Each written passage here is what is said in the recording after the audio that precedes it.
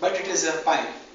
My dear fellow Toastmasters and guests, I'm coming from one of the I got an opportunity to go to the US. As how common things lose their color. No one from my home accompanied me till the airport because traveling abroad was a common thing in the family. I was so excited that I'm going to the US for the first time. But seeing no one coming with me, the excitement was mellowed down. I told myself, traveling is common, so it is easy. We entered the airport. One of my colleagues, Sridhar, was accompanying with me. We entered the airport, then we first went to the immigration authorities. We gave them our passports. This was the first obstacle what we faced on my first travel to the US. This guy gives back my passport and says, "This passport is not valid." I was astonished. What is happening here? My passport is not valid? Sridhar had shivers in his legs. He called me to a side and he said, "Sudhir, why don't you bribe them? Things will be fine." This thing somehow didn't sink in my mind. And I wanted to go back to that guy on the counter and question him with one simple question. I went back to him. "Sir, you told us that this passport is not valid, right? How do you think I got a visa stamping from the US?" This guy looked at my face, gave back my passport, and he said, "You can go." After this, peace in the mind. We went to the terminal where we had to board the flight. They called us on time to board the flight. Right at 12:30 the boarding started. 2 o'clock was when it was supposed to fly. I was not a night bird. So the moment I entered the flight, I slept. 5 hours after that, when I wake up, I peeped out of the window. I'm seeing, "Hey, we are there at the destination. Is this Amsterdam?" Then I realized people with slippers, some jeeps there. Can a foreign country be like this? I was a little surprised. Then I asked one of the air hostess I called, "Ma'am, where are we?" She says, "You're still at Begumpet. There is problem with the engine." So, but well, you know what went in my mind? I never thought of the connecting flights which I will miss. I was thinking, thank God, I didn't have any disturbance in my sleep. The flight started 5 hours late, okay? 2 o'clock it was supposed to fly, it flew at 7 o'clock. We reached Amsterdam late. The moment we reached, we rushed towards the terminal to see if our flight was there or did it flew off to Atlanta. Those people told us, "Sir, it's been 2 hours, your flight is gone."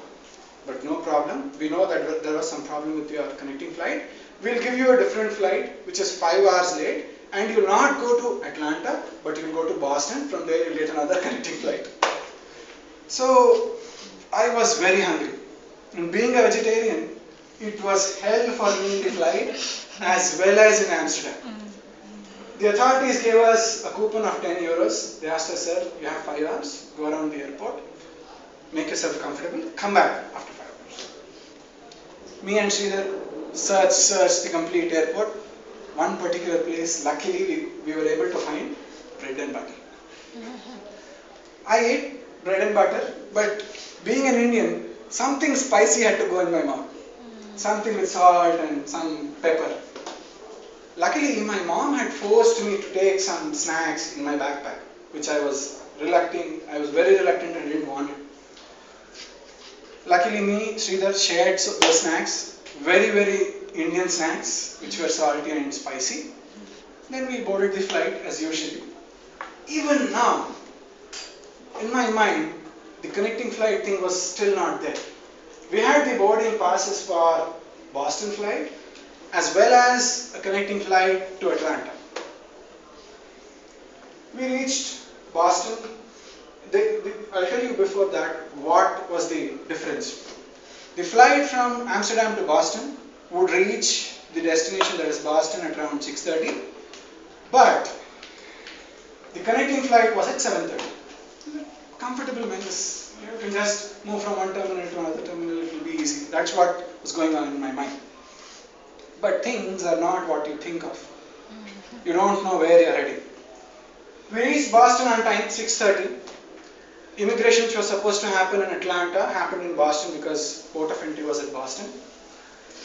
The moment we went, immigration, then bag, luggage, all that scanning happened.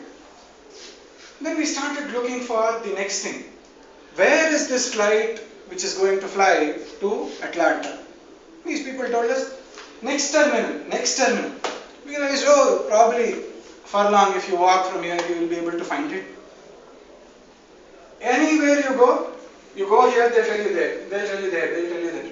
We were surprised. We went up to the airport authorities and said, hey, help us, we are looking for a domestic flight. They said, oh, domestic terminal is in a different location. So you have to take a taxi to go catch a flight for a domestic location. All of us, luckily we had some Indians who had come. One proverb which I remember there is that you should never feel that you're a foreigner when you're traveling. If you feel you're a foreigner, you'll feel weak. You should feel as if you're from there. All of us boarded into a cab. We went there. Those people stopped us. Hey, stop. Boarding stops 45 minutes before the flight flies. So we're not allowing you. You are late. It is your problem. Now, the problem from where it arose that there was a flight issue, now it is pushed to us. Here the proverb is off. It says, you shouldn't be a foreigner when you are traveling. There were some American nationals who were Indians, who were in the flight. They said, we will take these flight authorities for a ride now. And they took us all along. Everyone went to the Northwest Airlines and they said, sir, we will sue you in the court if you don't give us a chance to stay here and give us a next flight. Luckily, because we had someone there, we were able to get boarding in Boston, stay there and fly back next day being completely tired. With this, let me tell you, traveling is education in itself. Traveling is education in itself. Thank you.